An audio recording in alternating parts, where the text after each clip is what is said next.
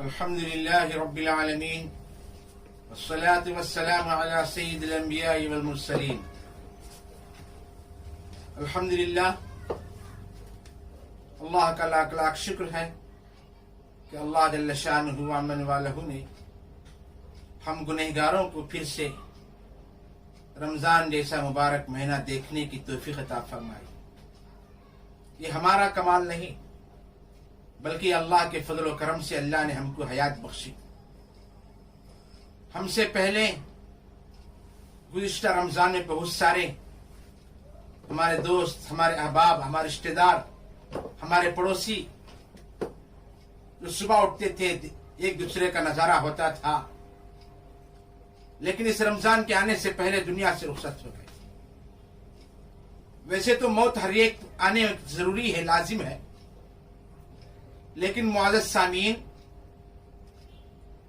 رمضان کا مبارک مہینہ آیا. اکثر ہمارے ذہنوں میں جو بات بیٹھی ہوئی ہے، ایک تو روزے کا اہتمام ضرور ہوتا ہے ماشاءاللہ، اور تراویح کی بھی پابندی ہوتی ہے، لیکن رمضان میں جو اصل مقصود ہے،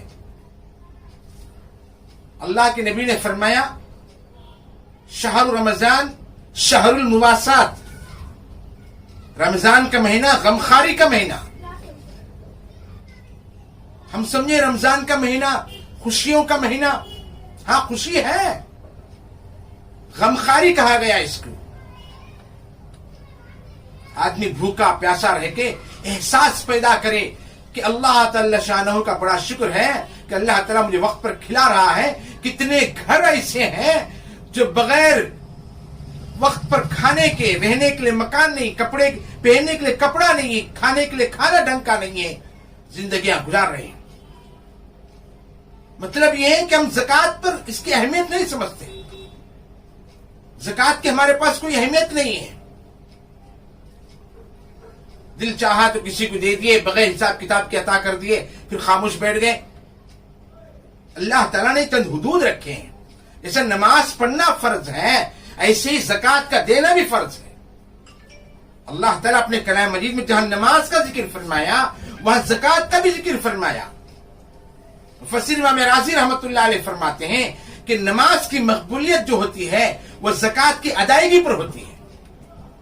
نماز پڑھ لیے، زکوٰۃ چھوڑ دیا تو نماز نامکمل.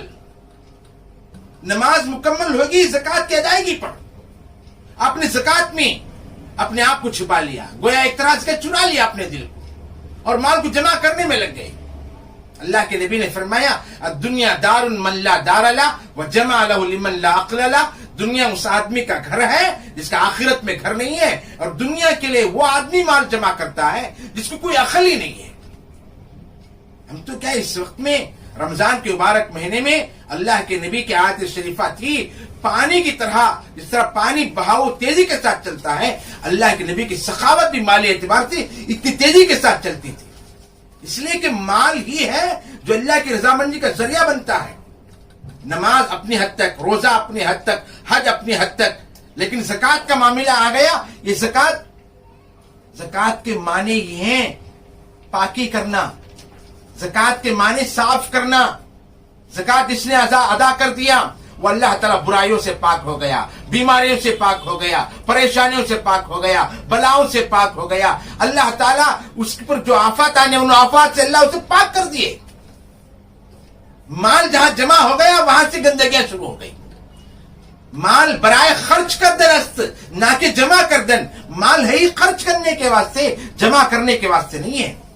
اس لیے جہاں تک ہو سکے زکوٰۃ کے اعتبار سے اپنے آپ کو لگائیں، اپنے مال کو. کہاں لگائیں؟ غریبوں پر لگائیں، یتیموں پر لگائیں، ہمسایوں پر لگائیں، اپنے رشتہ داروں میں جو غربت میں زندے ہوئے ان پر لگائیں.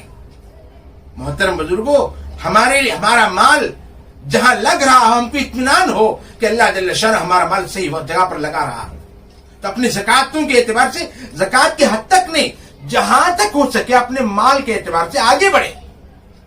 اپنے ہاتھ کو کھولیں، مٹھی باندھ کر نہ رکھیں، کھولیں.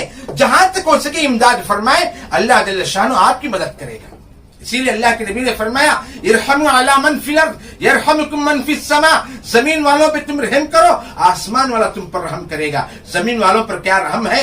غریبوں کو کھانا کھلاؤ، مسکینوں کی پریشانیاں دور فرماؤ۔ ایسے لوگ ہیں جن پر وقت پر کھانا بھی میسر نہیں ہو رہا ہے۔ اس کے لیے جہاں تک ہو سکے اپنے زکوٰۃ کے اعتبار سے آگے بڑھیں، جس اپنے ذہن میں بات کو رکھیں، نماز جیسا فرض ہے ویسے ہی زکوٰۃ بھی جیسے فرض ہے۔ اس لیے فرمایا قد افلح من تزکا، من تزکا، جس نے اپنے مال کی زکوٰۃ ادا کر دیا وہ کامیاب ہو گیا، دنیا میں بھی کامیاب ہو گیا۔ آج کے دور میں جو وبا پھیلی ہوئی ہے، جو بیماری جس کو کرونا کہا جاتا ہے، کس وجہ سے؟ آج تک ہم نے اپنے زکوٰۃ صحیح طریقے سے ادا نہیں کی، اپنے مالوں کی زکوٰۃ ادا نہیں کی۔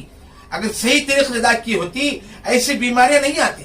آج کے دور میں جو نئی بیماریاں، ایسی بیماریاں جس کا کوئی علاج نہیں ہے، جس کا کوئی دوائی نہیں ہے، یہ کس وجہ سے پیدا ہو رہی؟ اس لیے کہ آج ہم نے اپنے مالوں کو جمع کرنے میں لگے ہوئے ہیں۔ یہ مال جب جمع ہوگا تو بیماریوں کو اپنے طرف کھینچے گا، ورنہ اللہ کے نبی نے فرمایا الصدقۃ ترد البلاء، صدقہ بلاؤں کو دفع کرتا ہے، پریشانیوں کو دور کرتا ہے، بیماروں کو شفا دیتا ہے۔ اس لیے جہاں تک ہو سکے زکوٰۃ کی اس اہمیت کو اپنے دل میں بٹھائیں، اور جہاں تک ہو سکے زیادہ سے زیادہ اپنے مال کا مصرف، زیادہ سے زیادہ خرچ فرمائیں۔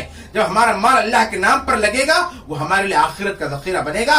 اس سے پہلے ہی اللہ تعالیٰ دنیا ہی میں اللہ تعالیٰ پریشانی کا خاتمہ فرمائیں گے، بیماریوں کا خاتمہ فرمائیں گے، اللہ صحت یابی عطا فرمائیں گے۔ اللہ کے ہاتھ میں شفا ہے، اللہ کے ہاتھ میں بیماری ہے۔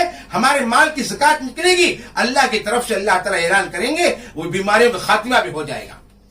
اللہ رب العزت سے دعا ہے اللہ تبارک و تعالیٰ کہنے سننے سے زیادہ عمل کرنے کی توفیق عطا فرمائے، اور اللہ جل شانہ اپنے مالوں کی صحیح طریقے سے ہم کو زکوٰۃ ادا کرنے کے اللہ توفیق عطا فرمائے۔